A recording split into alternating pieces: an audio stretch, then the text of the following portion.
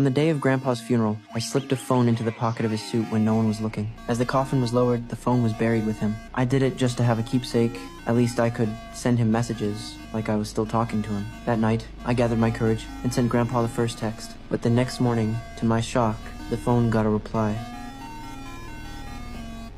I ran to tell my dad, saying Grandpa might not actually be dead. We had to open the coffin and check. But Dad just shook his head and said I was crazy. He reminded me that the coroner had already done an autopsy to determine the cause of death. They even removed Grandpa's heart. There was no way he was still alive. As for the text, Dad thought the phone might have been hacked, but I knew that was impossible. The message used a special letter code, something only Grandpa and I knew. No outsider could have understood it. Unable to convince Dad, I went to the cemetery alone. I called the phone buried in the coffin. It rang for a long time, but no one answered. If he was really alive and could text, why wouldn't he pick up? The matter went unresolved, and life slowly returned to normal. I pushed it all to the back of my mind, until one day, at the school dance, I finally worked up the nerve to ask a girl in class to dance.